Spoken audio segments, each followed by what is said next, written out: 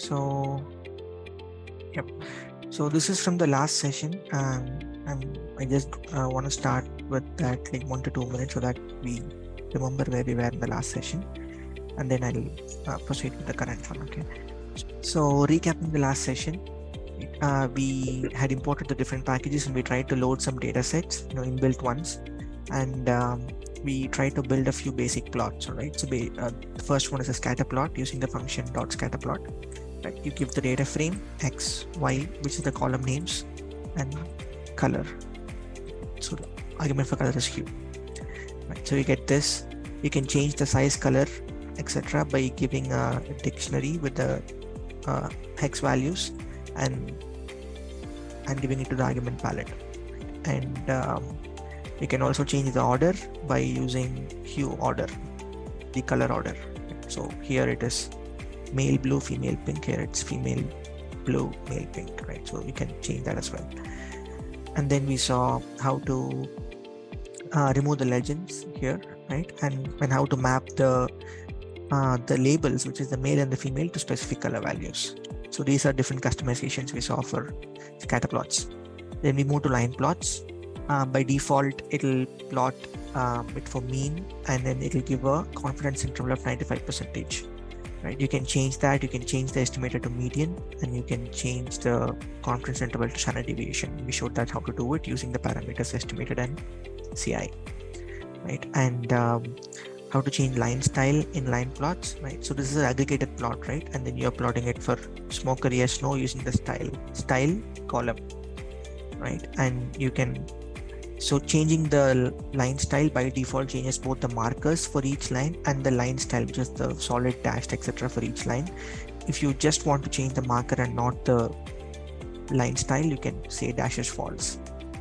Right? Here I have combined both color and style. Right? So pink is female, dotted lines are smokers. So you get this, how they are tipping, right? By the day. Then we went and saw relative plots, right? Rel plots, right? Not relative, relational plots, right? So you basically can plot it by column with each column having a different label of the column you specify. So here I've given sex column on call argument. So basically one column per sex, so you have male and female, the same graph X and Y scatter plot. So you get to give kind scatter. Here I have added rows as well. Column is sex, row is smoker. So this is smoker yes, smoker no, male, female, right? Right. So that's basically all the quantitative plots. Then you're going to categorical plots. You can do a count plot, right? With just X alone. You give X and it will count how many X's are there on each of it. Then you can build the same using a box plot. X and a Y you have to give because the Y is a variable. So you have to give a X and Y, and you call in the dot box plot function.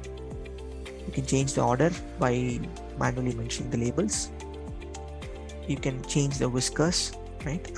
By default, it is 1.5 times the IQR from 25% and 75%. Now you change it to 1 IQR, or you can give a percentile from 0 to 100, or whatever. You can change this as well.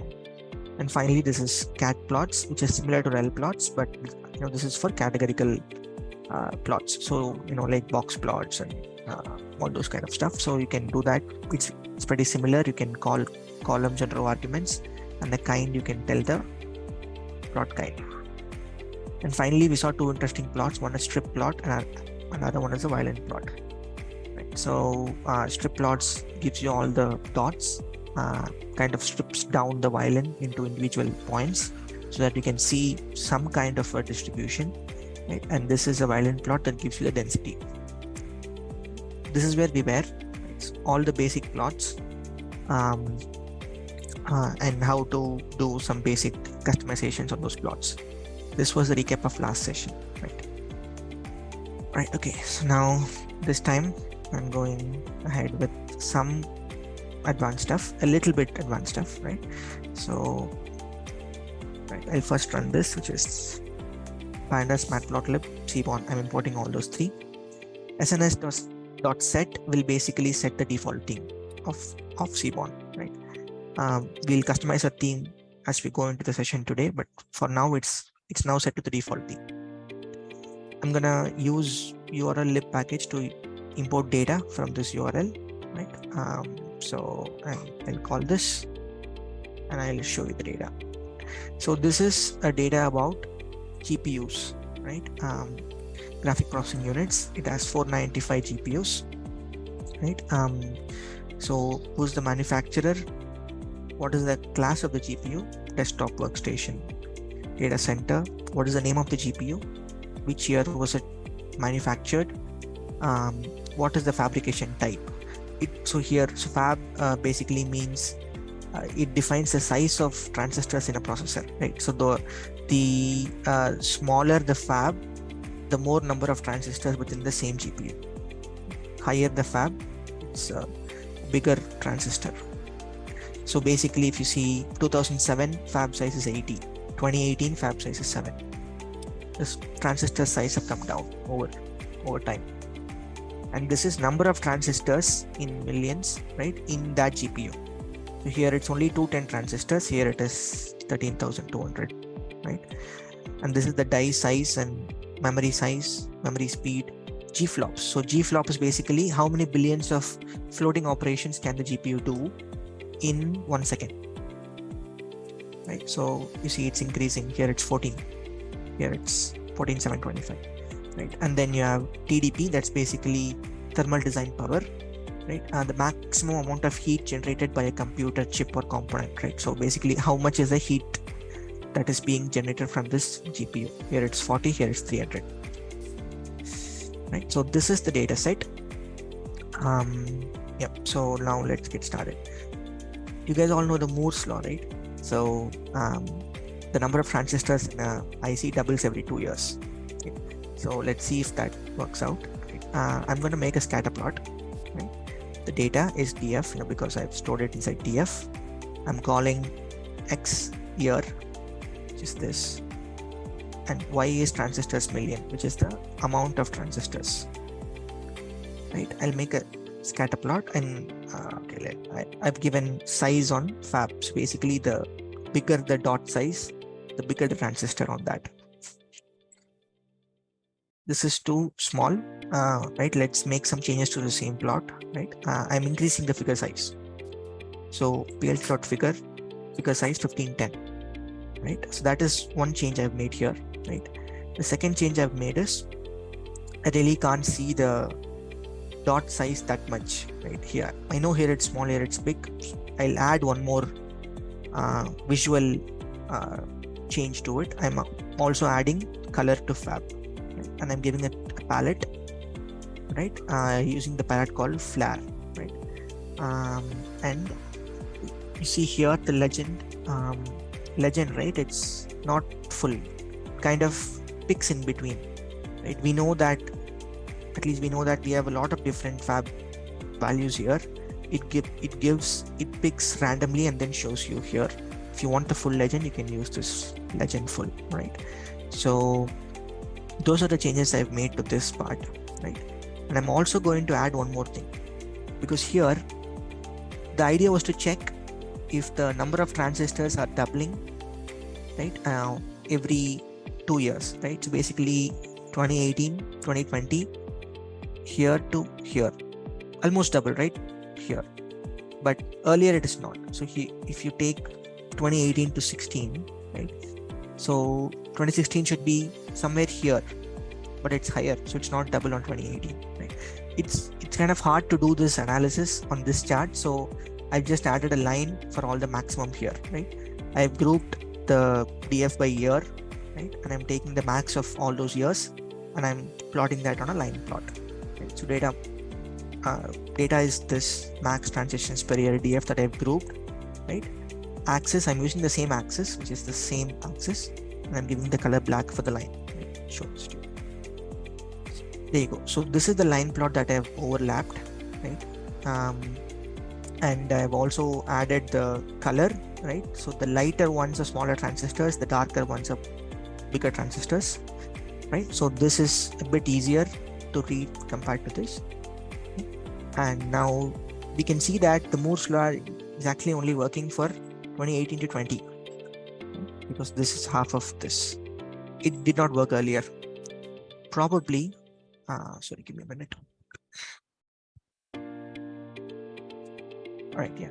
So probably we'll see another aspect of the Moore's law and see if that works. It did not work for the overall number of transistors, right?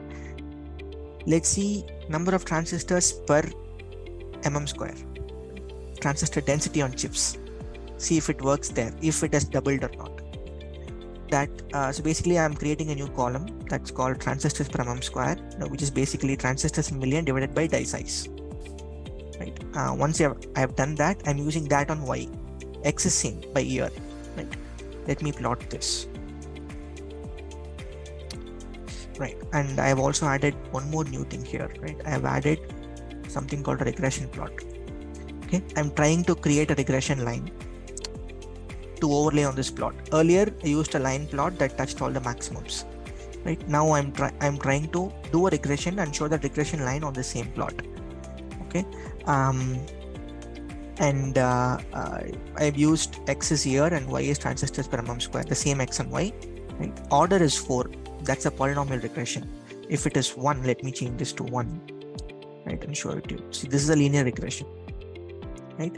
You can change this to the higher the order, the more it will fit. From here, it came here. Now, if I do 4, it will even fit more. Right. Came up until here. Right. So that is order on this regression plot. I'm using the same axis, and scatter is equal to false. So basically what this regression plot does is it will plot the regression line and it will plot the data points that went into calculating the regression line, right? But I am already plotting those data points here, and I'm giving some customization for the size, color, etc. Right? So I don't want to plot those points again. That's why I gave scatter is equal to false. So if I do true, it's going to plot those points above it. So the customizations are hidden below. So I'll make it false. Right. So basically I've shown you how to do a regression plot. Right. Now let's see if this works for transistor density, the Moore's law. Right. So here it's on 2020, going 2 years back. Right. It's almost half, but going 3 years back, it's like exactly half from here to here. Right. Let's go 3 years back from here. 1, 2, 3. Now this is again half of this. Right. Let's go 3 years back. 1, 2, 3. Now this is close to half. 3 years back, close to half. Right. So it kind of works for transistor density, at least, if not for the overall number of transistors.